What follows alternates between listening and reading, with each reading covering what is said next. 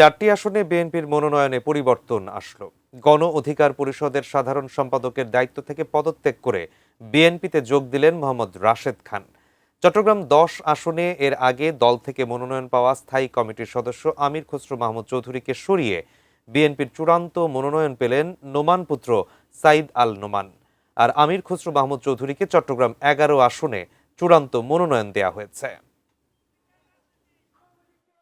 চাকরিতে কোটা বিরোধী আন্দোলনের নেতৃত্ব দিয়ে আলোচনায় এসে গণ অধিকার পরিষদ নামে যে রাজনৈতিক দলটি গড়ে ওঠে তার সাধারণ সম্পাদক হন রাশেদ খান। দলটির সভাপতি ঢাকা বিশ্ববিদ্যালয়ের সাবেক ভিপি নুরুল হক নূর বিএনপির সমর্থন নিয়ে নির্বাচন করলেও দল ছেড়ে বিএনপিতে যোগ দিলেন গণ অধিকার পরিষদের সাধারণ সম্পাদক রাশেদ খান।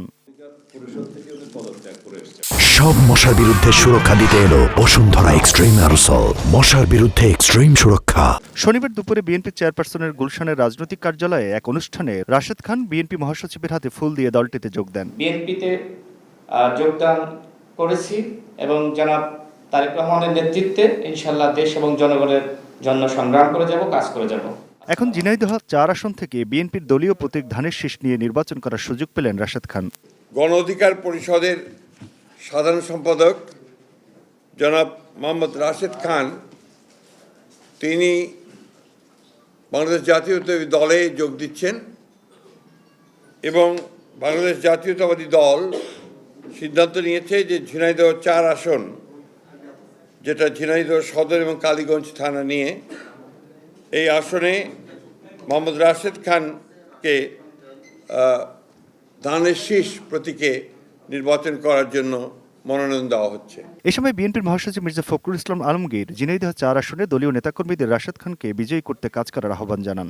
বিএনপির সকল নেতাকর্মীকে মোহাম্মদ রাশেদ খানের সঙ্গে কাজ করার জন্য এবং তাকে বিজয়ী করার জন্য সর্বশক্তি দিয়ে কাজ করার জন্য। এদিকে আগে বিএনপির ঘোষিত প্রার্থী তালিকায় ডবলমুরিং এলাকা নিয়ে গঠিত চট্টগ্রাম 10 আসনে সাবেক মন্ত্রী আমির খসরু মাহমুদ চৌধুরীর নাম ছিল।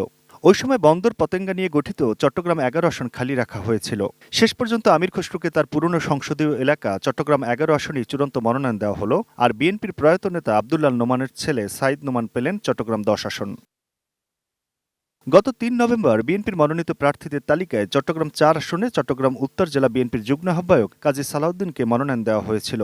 সেদিন সীতাকুণ্ড উপজেলার বিভিন্ন স্থানে মহাসড়কে টায়ার জ্বালিয়ে ও গাছের গুঁড়ি ফেলে অবরোধ করে রাখেন আসলাম অনুসারীরা। এই ঘটনায় তার 4 অনুসারীকে দল থেকে বহিষ্কার করা হয়। তবে এবার দলের চূড়ান্ত মনোনয়ন দেওয়া হলো বিএনপি চেয়ারপারসনের উপদেষ্টা আসলাম চৌধুরীকে। তবে চন্দনাইশ সাতকানিয়া আংশিক নিয়ে গঠিত চট্টগ্রাম 14 আসনে এখনও বিএনপি কাউকে মনোনয়ন দেয়নি।